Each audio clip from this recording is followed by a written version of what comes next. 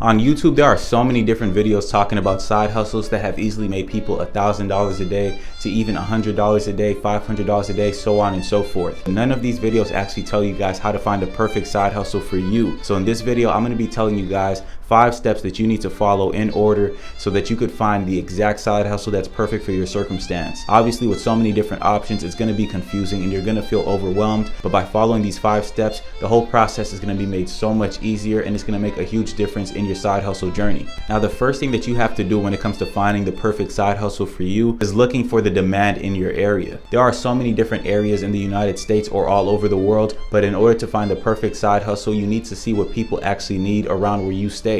If you're going to be doing something locally, it's best to find something that's in high demand. And if it's in high demand, that means you have a service that you could provide that has little to no competition. I live in Miami, Florida, where pretty much everything is taken up, from car rentals to vending machines to Airbnbs to boat rentals, and everything just seems to have a very narrowed down niche. But if you look for something that's in high demand that people still need on the side that most people are overlooking, it's going to make it so much easier for you to become profitable, especially if you want to do this as a full-time business in the future. By doing a bit of research on the type of audience that you want to target, whether it's elderly people, middle-aged people, or even children, you could obviously narrow down the amount of expenses that you'll have to make in order to help those people out. Now, once you finish finding your side hustle, or you finish narrowing down whichever ones you want to go into, the next thing is to set goals for yourself. There are so many different ways to set goals for yourself, whether it be financially, whether it be through the amount of people that you help, or whether it be through how many jobs you get in a day. But if you set small goals and try to hit them on a daily basis, you're going to see a lot more progress because you're tracking the progress that you're actually making. So one thing that I do personally when it comes to tracking my progress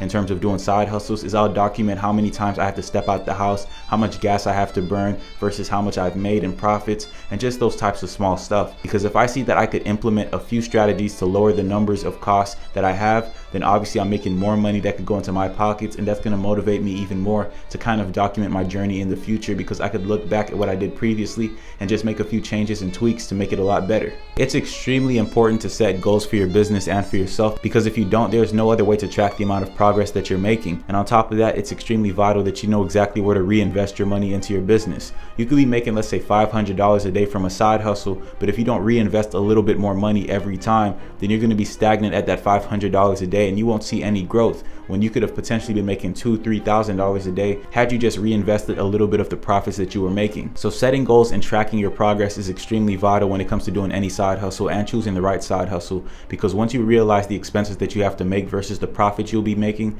then you'll be able to narrow down your options a whole lot more and choose which one is best suited for you. Now that you've got the numbers figured out and you know what niche you want to go into, the next thing that you need to do is start doing a few trials. Now with trials, you're pretty much just going out there and doing the side hustle pretty much, but you're not adding as much time into it because you're just doing a few tweaks here and there to see what works and what doesn't. If you want to find the perfect side hustle, this is extremely vital because it's giving you an idea of the type of people you're going to be dealing with. But on top of that, it's also giving you an idea of whether or not your strategy that you came up with before is actually possible. If you come up with a strategy that doesn't actually work, but you just go headfirst into a business without actually testing it prior, then you're going to set yourself up for failure, and that's the last thing that you want, especially when it has to do with money that you have to put out there. By doing a few trials, you might find other things that are actually in demand that you could go into, or you could learn what your audience wants you to change about your service that could make it a lot more efficient for both you and for them. So if you do make a few tweaks in the future when you actually start your side hustle and start advertising yourself and getting yourself out there, then you could easily start as a top performer because you already went behind the scenes and made the changes necessary to see a decent amount of growth as soon as you start. So one thing that I do suggest personally is to take notes on what people find to be the best things about your service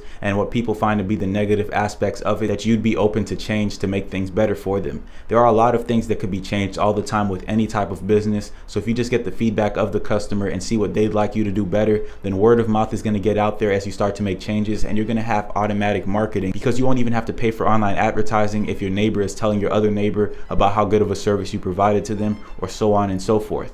Since there are so many different types of side hustles, it's hard to tell if you're going to be doing a physical or online one. But for the most part, if you are starting off, it's most likely going to be physical. So how the customer feels is something that's extremely important with how your business is going to be developed. So make sure you do a few trials, document your journey, and get feedback from as many people as possible, because this is going to help your business take off a whole lot faster, and it's going to make you seem a lot more reliable. Now, after your trials, the next step is to target the audience that you want to go with. If you were doing trials for, let's say, a lawn cleaning service and you were targeting both middle-aged people and elderly people, then after doing the trials, you probably got an idea of which service is best for either or, and you'll be able to choose which one you'd rather deal with. Maybe middle-aged people are a bit more stuck up, or their times don't correlate as good with yours, but since elderly people tend to stay home a bit more, it's a lot easier for you to provide your service to them. So those are the small things that you need to pay attention to when it comes to choosing your target audience, because you want to make a side hustle as efficient for you as possible, especially since a side hustle is a side hustle for a reason. It's not your full-time job, and it's not something that you have full control over 24/7. So you want to make sure that while you are doing it, that you make your job as easy as possible so that you don't feel like you're burning yourself out. And when it comes to choosing your target audience, you also want to look for the one that's going to make you the most profit as well.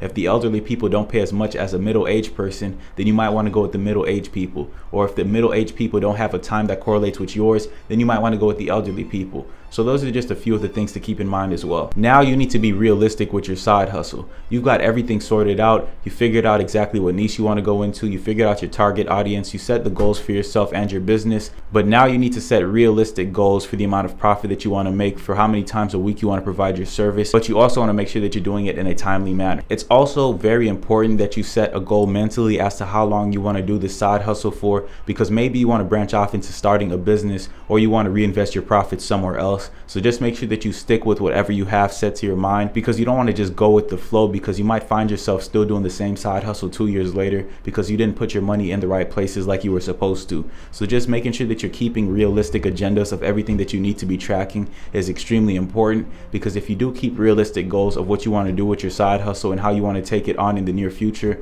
then you'll see a lot more growth, because you'll be hitting different checkpoints all along the way. So if you guys are looking to start a side hustle, these are the 5 things that I find to be the most important. And remember, before you do anything, make sure you do your research, because research is probably the most important thing when it comes to doing any job at all. And just a word of advice for those who stuck this far into the video. I know a lot of you think about a side hustle as potentially replacing your job, and you just want to quit your corporate job because obviously that's something that takes a lot of your personal time, and it's not something that you're really passionate about. But think about it like this. If you were making an extra $1,000 a month on top of the $4,000 you're already making, that means number one, you've made 20% more within 1 year. And on top of that, it's not going to be as much of a hassle, because it's really just $250 a week. If you can't think of a way to make $250 a week, that's because you're choosing not to. Because right now, in today's day and age, we have technology, we have physical services that we could provide, and we have a lot of things that are in demand. And I'll tell you right now, although I am in a very populated city that offers a lot of services, there are so many things that people overlook or think that, really isn't that important. So just take a bit of time to really focus on what you want in life, and don't look at a side hustle as a replacement to your job. Look at it as an additional income that could potentially change your life in a positive way without taking too much effort or time. Besides that, I hope you guys did enjoy this video. Make sure you smash the like button and subscribe to the YouTube channel if you are new, and make sure you turn on post notifications as well. Besides that, I hope you guys have a great rest of your day, and I'll see you in the next one.